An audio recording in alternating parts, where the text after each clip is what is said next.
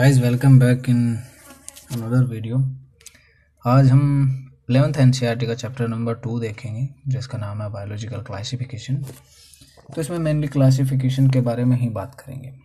तो क्लासिफिकेशन सबसे पहले देखते हैं किसने दिया था। क्लासिफिकेशन सबसे पहले अरस्तू ने दिया था और उसने कुछ सिंपल साइंटिफिक अप्रोच जो थी वो उसने लगाने की कोशिश की थी। इसके बाद में और अरस्तू ने जो है प्लांट्स को ट्री, श्रब और हर्ब्स में डिवाइड किया था।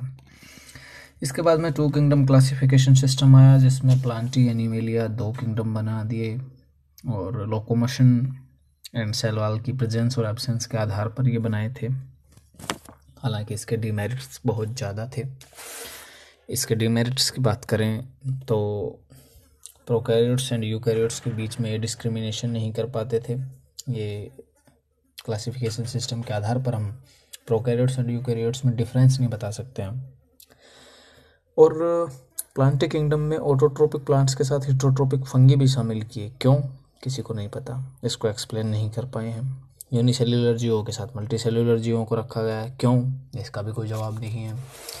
और इसमें स्लाइम मोल्ड और यूग्लिना जो है इनको फिक्स स्थान कहीं ये दे ही नहीं पाए 2 किंगडम क्लासिफिकेशन के आधार पर। तो बात करते हैं 3 किंगडम क्लासिफिकेशन की। ये जो 3 किंगडम क्लासिफिकेशन है ये अर्नेस्ट हैकल के द्वारा दिया गया। इसमें नए किंगडम प्रोटिस्टा का गठन किया गया। जैसा कि आप सभी जानते हैं, यहाँ से जोल हो जाता है शुरू। आप सभी जानते हैं यहाँ से जोल शुरू हो जाता है। देखिए, मैं ये नहीं कहूँगा कि आप सभी जानते, मैं आपको सारी चीज़ें सिखाऊंगा, आप फिर जान जाएंगे। तो एक नया किंगडम इन्होंने प्रोटिस्टा दिया। प्रोटिस्टा में यूनिसेलुलर जीवों को इसमें शामिल किया गया। तो अब 3 किंगडम बन गए थे, प्लांटी, एनिमेलिया और प्रोटिस्टा। इसके बाद में 4 किंगडम क्लासिफिकेशन सिस्टम आया जो कोपलैंड के द्वारा दिया गया। इन्होंने मोनेरा का गठन किया। मोनेरा को इन्होंने नाम दिया माइकोटा और माइकोटा को एलन और डोहर्टी के द्वारा चेंज करके मोनेरा शब्द दे दिया गया। अब ध्यान से सुनेंगे किसमें क्या क्या शामिल किया गया। मोनेरा में प्रोकैरियोट को शामिल किया गया, प्रोटिस्टा में यूनिसेल्युलर यूकैरियोट्स को शामिल किया गया और प्लांटी में प्लांट्स प्लस फंगी और एनिमेलिया में एनिमल को इंक्लूड किया गया। अब हम देखेंगे 5 kingdom classification system. 5 kingdom classification system Robert Whittaker के द्वारा दिया गया। 5 kingdom classification system Robert Whittaker के द्वारा दिया गया। और 5 किंगडम में मोनेरा, प्रोटिस्टा, फंगी, प्लांटी और एनिमेलिया हो गया। उन्होंने फंगी को प्लांटी से हटा के अलग से किंगडम बना दिया और उन्होंने 5 जो लक्षण थे उनको आधार बनाया। इस टेबल में 5 कैरेक्टर आप देख सकते हैं। सबसे अलग और सबसे डिफरेंट जो था वो मोड ऑफ न्यूट्रिशन था। मोड ऑफ न्यूट्रिशन को आर.एच. व्हिटेकर ने पहली बार बेस बनाया था। ये यहाँ से एक इम्पोर्टेंट चीज़ है।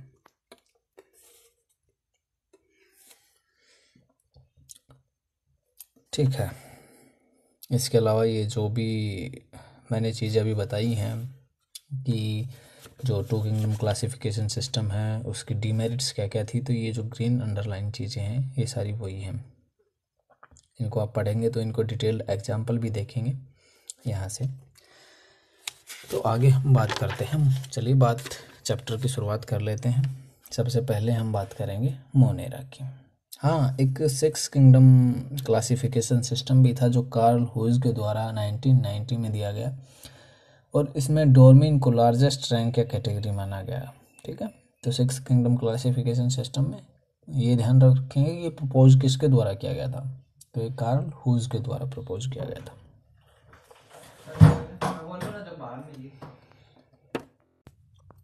तो चलिए बात करते हैं किंगडम मोनेरा की।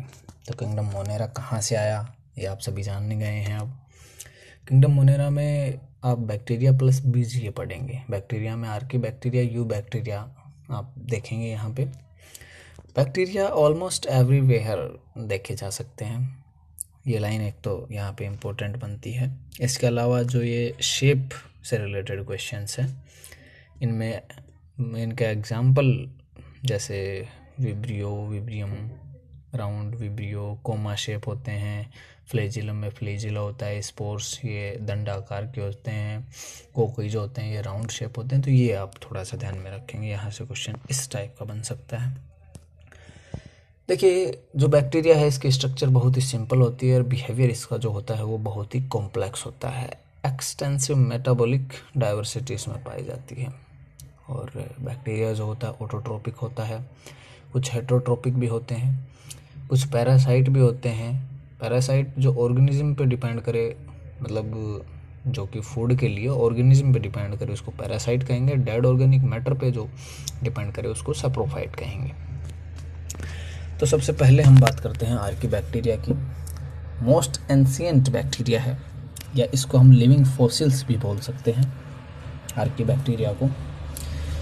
पृथ्वी पर निर्मित सजीवों का सबसे पहला समूह है जो पृथ्वी पर बना था, और ये बहुत ही ड्रामेटिक कंडीशंस में पाया जाता है, जैसे राइस फील्ड हो गए, पशुओं की आहार नाल हो गई, कैटल यार्ड में इनमें पाया जाता है। इनमें मैथेनोजेंस ग्रुप के जो आर्कीबैक्टीरिया जो होते हैं ये उपस्थित होते हैं, जो कि साल्टेड सोइल में उपस्थित होते हैं। इनको हेलोफिलस बोलते हैं। हॉट सल्फर युक्त जो वाटर स्प्रिंग्स होते हैं वहाँ पे हो सकते हैं। टेम्परेचर 80 डिग्री सेंटीग्रेड और अबोव हो वहाँ पर भी ये पाए जा सकते हैं। और पीएच जहाँ पे 2 हो, सर्वाइवल नहीं हो सकता नॉर्मली एनिमल्स का, वहाँ पर भी बैक्टीरिया पाया जाता है। अगर हम बात करें महासागरों की, तो महासागरों के पैंदे में ऐसी गहराई जहाँ पर कोई भी जीव का मिलना संभव नहीं है, वहाँ आर्कीबैक्टीरिया पाया जाता है। यू बैक्टीरिया की हम बात करते हैं। यू बैक्टीरिया की जो सेल वॉल होती है पेप्टिडोग्लाइकेन या म्यूकोपॉलीसैकेराइड्स की बनी होती है, और जो कि आर्कीबैक्टीरिया की जो सेल वॉल होती है पेप्टोग्लाइकेन उसमें एब्सेंट होता है। कुछ उसमें विशेष प्रोटीन होती हैं जिसकी वजह से उसको स्टेबिलिटी मिलती है। यू बैक्टीरिया में फॉस्फोलिपिड उपस्थित होती है, लेकिन आर्कीबैक्टीरिया में जो फॉस्फोलिपिड होती है वो ब्रांच लिपिड के रूप में पाई जाती है। ठीक है। और उद्विकास की क्रिया यानी एवोल्यूशनरी रिलेशनशिप हम देखते हैं, या एवोल्यूशनरी आरएनए की रिलेशनशिप से हम देखेंगे तो हमेशा 16S आरएनए को आधार बनाते हैं हम। और इसके बाद में हम बात करते हैं कुछ यू बैक्टीरिया की। तो ये जो यू बैक्टीरिया होते हैं ये एग्ज़ाम के पॉइंट ऑफ व्यू से बहुत ही ज़्यादा इम्पोर्टेंट होते हैं। यू बैक्टीरिया, इसमें यू का मतलब है ट्रू, यानी वास्तविक बैक्टीरियाओं का समूह होता है। इनकी सेल वॉल रिजिड होती है। इसमें एक्टिनोमाइसिटीज़, बीजीए या साइनोबैक्टीरिया जिसको हम बोलते हैं, जिनका कलर ब्लू होता है, और ब्लू कलर इनका C5 की वजह से होता है। और बैक्टीरिया और माइकोप्लाज्मा हम इसमें देखेंगे। हालांकि एनसीईआरटी में तो सिर्फ छोटा सा बताया गया है यू बैक्टीरिया को, लेकिन मैं आपको इसमें 4 पॉइंट ऑफ व्यू से ही समझाऊंगा। सबसे पहले एक्टिनोमाइसिटीज़, तो ये एडवांस बैक्टीरियाओं का ग्रुप है। इन्हें माइसीलियल बैक्टीरिया भी कहते हैं, या फिर इनको फिलापेंटस बैक्टीरिया भी आप बोल सकते हैं। तो जो मैं बोल रहा हूँ ये जो पॉइंट हैं आप इनको नोट करते रहिए, आपके नोट्स प्रिपेयर हो जाएंगे। एनसीईआरटी में ही इनको लिख लीजिए, आपके बहुत अच्छे नोट्स प्रिपेयर हो जाएंगे। इसके साथ ही हम कुछ बैक्टीरिया की प्रजातियां देखेंगे जिससे 40 से ज़्यादा एंटीबायोटिक्स प्राप्त की जाती हैं। स्ट्रेप्टोमाइसिस ग्राइसेंस से स्ट्रेप्टोमाइसिन जो एंटीबायोटिक है वो प्राप्त की जाती है। स्ट्रेप्टोमाइसिस टेक्सस से टेट्रासाइक्लिन प्राप्त की जाती है। एस फ्रेडी यानी स्ट्रेप्टोमाइसिस फ्रेडी से नियोमाइसिन प्राप्त की जाती है। स्ट्रेप्टोमाइसिस रेमोसस से टेट्रामाइसिन जो एंटीबायोटिक्स वो प्राप्त की जाती है। तो ये कुछ थे। हालांकि इनमें कुछ बैक्टीरिया के ऐसे भी ग्रुप हैं जिनसे डिजीज़ वगैरह भी होती हैं, जैसे माइकोबैक्टीरियम ट्यूबरक्लोसिस, इससे टीबी होता है। माइकोबैक्टीरियम लेप्राई, जैसे कुस्ट्रोग या लेप्रोसी जिसको हम कह सकते हैं, होता है। यहाँ पे एक फ्रेंकिया नाम का बैक्टीरिया आप देखेंगे जो कुछ नॉन लेग्यूम की रूट्स में, जैसे एलनेस और कैजुराइना, इनमें सहजीवी के रूप में ये नाइट्रोजन फिक्सेशन का काम करता है। इसके बाद में हम बीजी देखेंगे। बीजीए ये मोनेरा किंगडम में शामिल है। ब्लू ग्रीन एल्गी इसका फुल फॉर्म है। साइनोबैक्टीरिया भी इसको कहा जाता है, और इसमें जो नीला रंग है वो C5 की वजह से होता है। ठीक है। और जो बीजीए है इसमें आप कुछ एग्जांपल देखेंगे, यूनिसेलुलर करके आप कुछ देखेंगे तो वो स्पाइरुलिना होगी जिसमें प्रोटीन 72% होगी। कॉलोनियल बीजीए का एग्जांपल आप माइक्रोसिस्टिस पढ़ेंगे, फिलामेंटस बीजीए का अगर एग्जांपल देखेंगे तो नोस्टॉक और एनेबिना ओसिलेटोरिया के रूप में आप देखेंगे। इसके अलावा यहाँ पे एक नोस्टॉक का एग्जांपल देके और एक बीजीए दिखा रखी है जिसमें एक हेट्रोसिस्ट स्ट्रक्चर भी दिखाई गई है। जैसे ये यहाँ पे हेट्रोसिस्ट है और हेट्रोसिस्ट जो होती है इसके चारों तरफ म्यूसिलेजिनस सीध पाई जाती है। ये नाइट्रोजन फिक्सेशन का काम करते हैं। जैसे नोस्टॉक हो गया, एनाबिना हो गया, धान के खेतों में इनका छिड़काव एज ए फर्टिलाइज़र किया जाता है। और ये जो होती हैं मृदा में जो नाइट्रोजन फिक्सेशन होता है उसके रेट को बढ़ा देते हैं। और ये नाइट्रोजन हो गया, फास्फोरस हो गया, आयरन और सल्फ़र जैसे जो न्यूट्रिएंट्स होते हैं इनकी रिसाइकलिंग में बहुत ही इम्पोर्टेंट जो है रोल प्ले करते हैं। तो हेट्रोट्रोपिक बैक्टीरिया जो होते हैं मोस्ट अबंडेंट होते हैं नेचर में, यानी हेट्रोट्रोपिक बैक्टीरिया हैं ये सर्वाधिक पाए जाते हैं। ठीक है। इसके अलावा आपने कुछ क्लोरेला जैसे देखे, chlorella, typhoid, tetanus, citrus canker as well as known disease caused by different bacteria से होने वाली ये बीमारियां हैं जो यहाँ से इम्पोर्टेंट बनती हैं, तो इनको आप ध्यान में रखेंगे।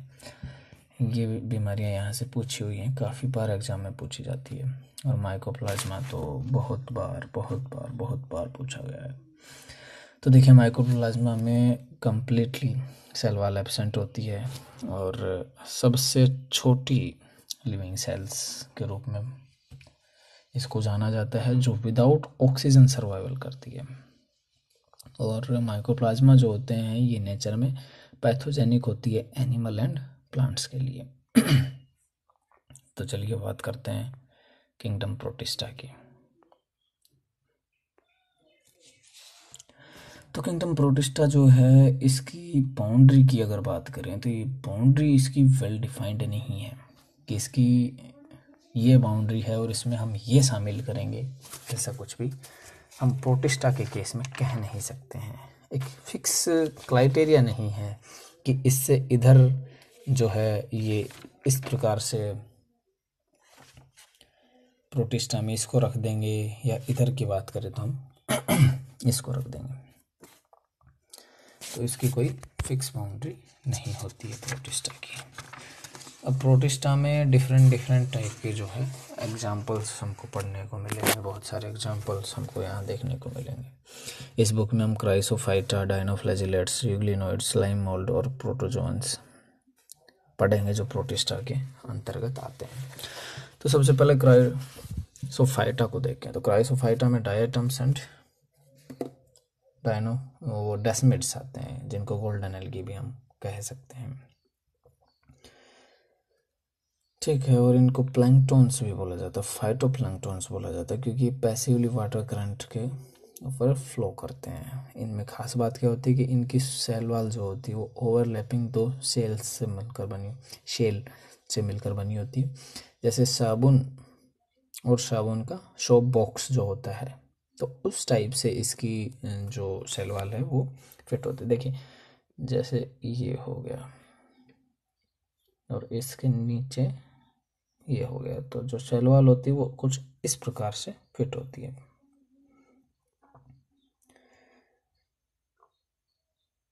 ठीक है। और ये इकोनॉमिकली अगर बात करें तो ये बहुत ही ज़्यादा इम्पोर्टेंट हो जाते हैं क्योंकि इनके द्वारा डाइट में जो अर्थ है,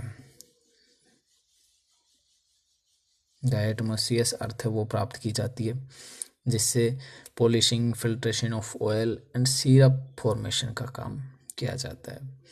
और जो डायटम्स होते हैं ये ओशियंस के चीफ प्रोड्यूसर के रूप में जाने जाते हैं।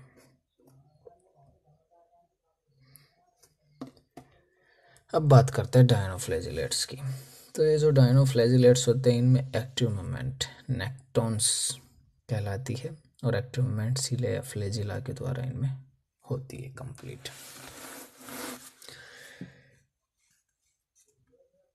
डायनोफ्लैजिलेट्स का अगर फूड बिहेवियर देखें तो ये ऑटोट्रोपिक होती है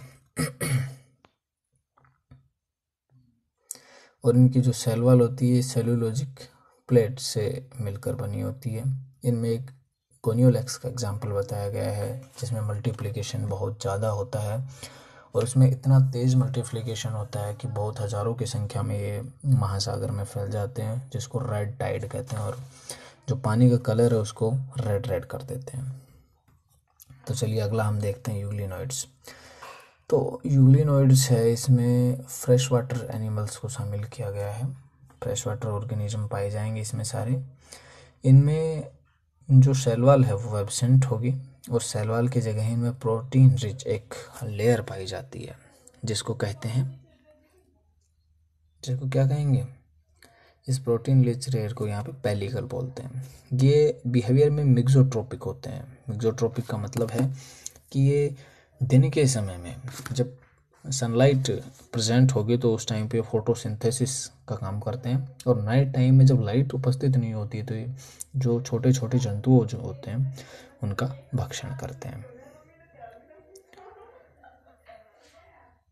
और इनमें फूड का जो स्टोरेज है वो पैरा माइलम स्टार्च के रूप में होता है। इसका मोस्ट फेमस एग्जांपल आप देखेंगे बुक में यूग्लिना होता है।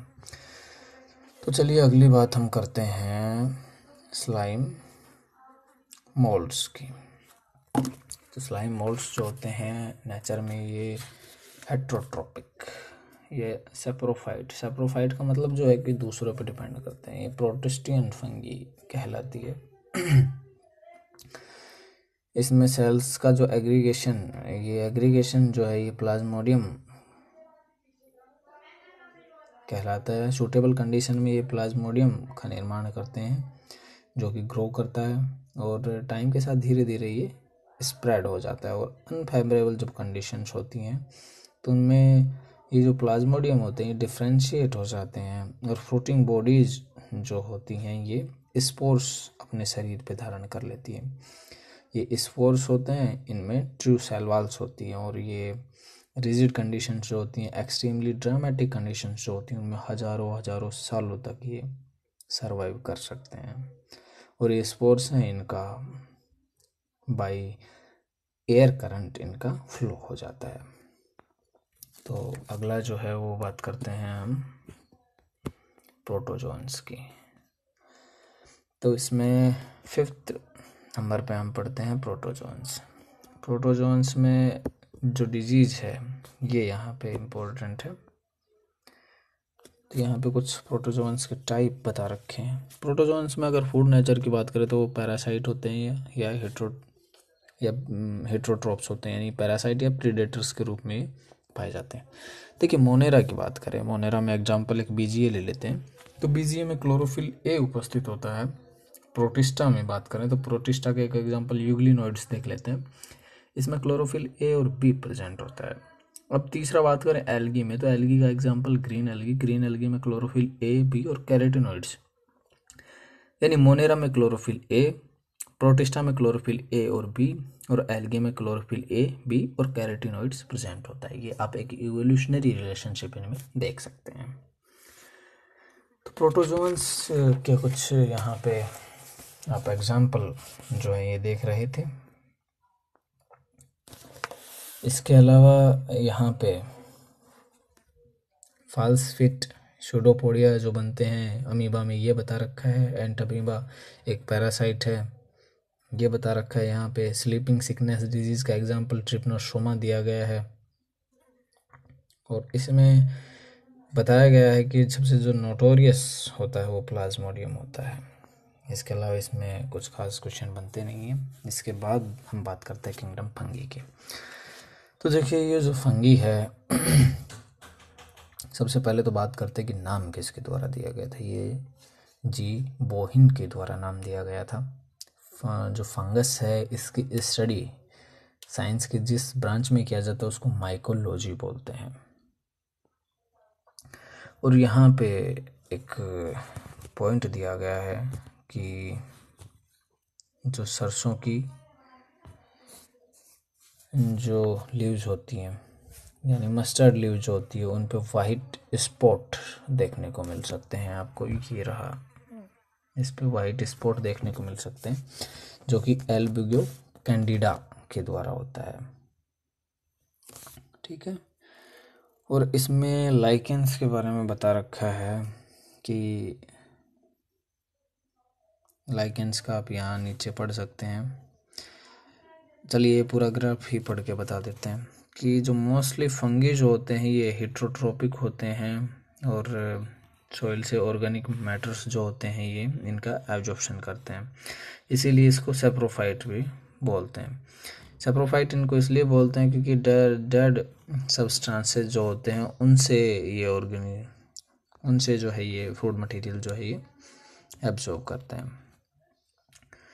और ये फंगी जो होते हैं ये सिम्बायोट रिलेशनशिप रखते हैं, एसोसिएशन करते हैं एल्गी के साथ, और इस एसोसिएशन को बोला जाता है लाइकेंस। इसमें रूट्स जो होंगी, जैसे हायर प्लांट्स की जो रूट्स होंगी उनको बोला जाता है माइकोरहिजा, उसमें भी एक ऐसा ही एसोसिएशन देखने को हमको मिलता है। तो चलिए ये बात हो गई थी। इसके अलावा अगर हम अगले पैराग्राफ की बात करें तो यहाँ पे बता रखा है कि fusion of protoplasm between two motile और non motile gametes called plasmogamy. Plasmogamy क्या होगी कि एक मोटाइल है और एक नॉन मोटाइल गैमेट्स है, तो उनके बीच फ्यूजन प्लाज्मोगेमी होगी। और दो न्यूक्लियाई यदि फ्यूज हो जाए तो उसको कैरियोगेमी कहेंगे। इसके अलावा यहाँ पे और कुछ खास नहीं बनता है क्वेश्चन। इसके बाद हम बात करते हैं फाइकोमाइसिटीज़ की। तो जो फाइकोमाइसिटीज़ होते हैं ये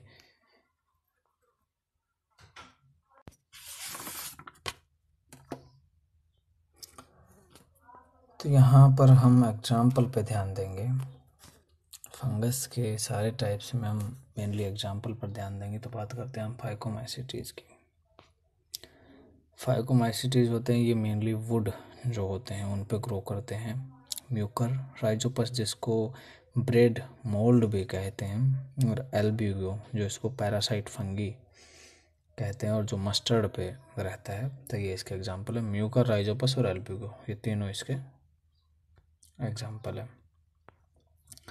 तो चलिए आगे हम बात करते हैं एस्कोमाइसिटीज़ की। तो एस्कोमाइसिटीज़ है, इसको सैक फंगी भी कहते हैं, और इसके एग्जाम्पल के रूप में हम पढ़ेंगे पेनिसिलियम हो गया।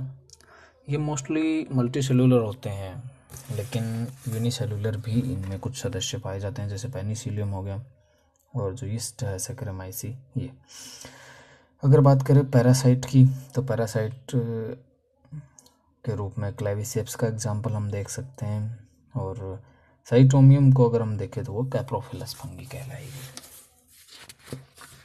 ठीक है। इसके बाद में हम बेसिडियोमाइसिटीज़ के एग्जांपल देखेंगे। बेसिडियोमाइसिटीज़ नाम लेते ही आपके दिमाग में आना चाहिए मशरूम या पफ बॉल, जिसको ब्रैकेट फंगी भी बोलते हैं। इसके एग्जांपल हैं एगेरिकस यानी मशरूम, अस्टिलिगो स्मार्ट पक्षिनिया जिसको बोलते हैं रस्ट फंगस। ये इसके कुछ मोस्ट फेमस एग्जांपल हैं। अब बात करते हैं ड्यूटेरोमाइसिटीज़ की। तो देखिए ड्यूटेरोमाइसिटीज़ है, इसको इम्परफेक्ट फंगी भी बोलते हैं। क्यों बोलते हैं? क्योंकि इनका केवल और केवल एसेक्सुअल और वेजिटेटिव फेज ही पहले नाउन था। तो सेक्सुअल फेज क्यों नहीं नाउन था? तो देखिए इनका जो सेक्सुअल फेज था उसको किसी और ग्रुप में रख दिया गया, और जो एसेक्सुअल था उसको यहाँ पे रखा गया। हालांकि बाद में जब पता लगा कि दोनों एक ही चीज़ होती हैं, तब उनको यहाँ लाया गया वापस से ड्यूटेरोमाइसिटीज़ में, और उनको और कैरेक्टर डेवलप्ड कैरेक्टर थे उनको देखा गया। फिर उनके बेसिस पे उनको एक्टिनोमाइसिटीज़ और जो बेसिडियोमाइसिटीज़ है इनमें रखा गया, और जो बचे हुए थे जो वास्तविकता में ड्यूटेरोमाइसिटीज़ में रखने चाहिए थे वो यहाँ पे रखे गए। इसके कुछ फेमस एग्जाम्पल हैं, वो अल्टरनेरिया है, कोलेक्टोट्राइकम है, ट्राइकोडर्मा है, ये कुछ इसके फेमस एग्जाम्पल है।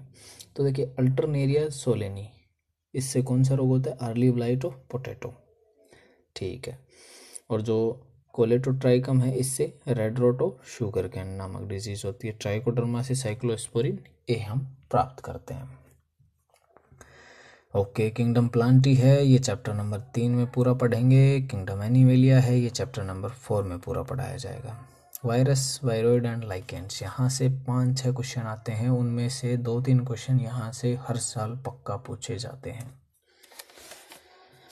तो चलिए, जो 5 किंगडम सिस्टम है रॉबर्ट विटेकर का, उसमें ए सेलुलर जो ऑर्गेनिज्म है लाइक वायरसेस है, वायरॉइड्स है, लाइकेंस है, इनको कहीं भी जगह नहीं मिल पाई, इसलिए इनको इनमें अलग से रखा जाता है। अब आगे का जो पूरा पैराग्राफ आप देख रहे हैं, पूछेंगे कि ये क्यों पूरा जो है येलो किया गया है। तो देखिए, ये जो दोनों पैराग्राफ हैं ये बहुत ही कंफ्यूजिंग पैराग्राफ है, इनसे आए साल क्वेश्चन पूछे जाते हैं। तो सबसे पहला क्वेश्चन, वायरस नेम जो था ये सबसे पहले लुई पास्चर ने दिया था। वायरस सबसे पहला डिस्कवर्ड वायरस TMV था, किसके द्वारा खोजा गया? DJ इवानोस के द्वारा खोजा गया था। ये आप चीज़ ध्यान में रखेंगे। तो यहाँ से कुछ इम्पोर्टेंट लाइंस जो एज इट एग्ज़ाम में पूछी गई वो कुछ इस प्रकार से हैं। वायरस जो नेम था कि जो वायरस का मीन है वेनम या पॉइजनस फ्लूइड है, ये DJ इवानोस की वायरस नाम पास्चर के द्वारा दिया गया।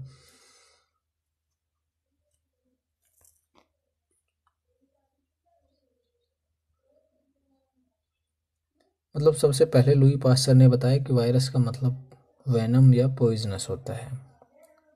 इसके बाद DJ इवानोस के जो थे उन्होंने ये बताया कि तंबाकू का मोज़ेक रोग जो है वो वायरस की वजह से होता है। और MW बेजरिंग जो हैं उन्होंने सबसे पहले जो टोबैको प्लांट था उससे वायरस को प्राप्त किया था, और उस फ्लूइड को उन्होंने कंटेजियम वाइवम फ्लूइडम कहा था। स्टैनले जो था उन्होंने सबसे पहले क्रिस्टल स्टेज में इसकी जो प्रोटीन थी उसको प्राप्त किया गया था। जो वायरस होते हैं ये ओब्लिगेट पैरासाइट होते हैं। और इसके साथ ही आप कुछ इंपॉर्टेंट लाइन भी इनमें ध्यान में रखेंगे कि जैसे क्यूलीफ्लोवर वायरस है, इसमें डबल स्टैंडर्ड DNA पाया जाता है।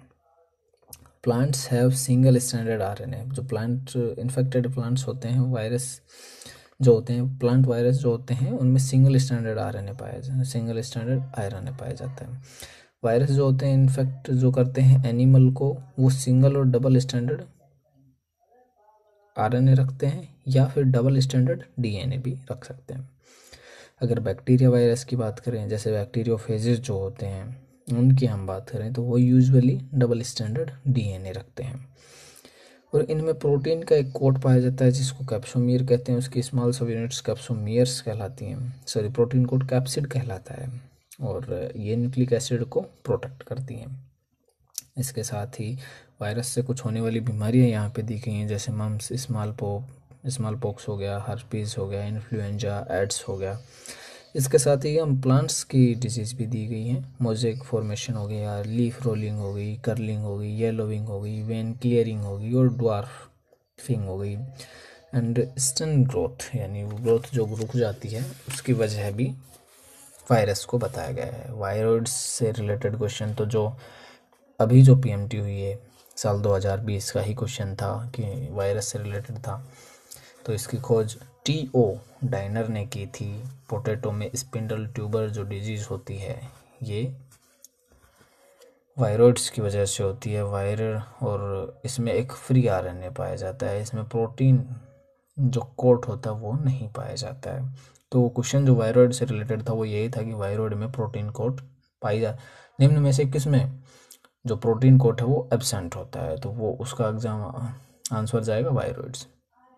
लाइकेन की बात हम पहले ही कर चुके हैं कि इसमें एल्गल कंपोनेंट जो है उसको फाइकोबायोंट कहते हैं, जो फंगल कंपोनेंट है उसको माइकोबायोंट कहते हैं। फंगल कंपोनेंट जो होगा वो ज़मीन से न्यूट्रिशन, वाटर ये एब्जॉर्व करके देता है, और जो एल्गल कंपोनेंट होता है जिसको फाइकोबायोंट कहते हैं, ये फोटोसिंथेसिस के द्वारा जो फूड फॉर्मेशन है वो करता है। और NCERT की लाइन में जो समरी दी गई है, इस समरी में यहाँ से जो छठी लाइन है इसमें रिप्रोडक्शन दिया गया है, यहाँ पर रिप्रोडक्शन की जगह इकोलॉजिकल बिहेवियर आएगा। Okay, thank you.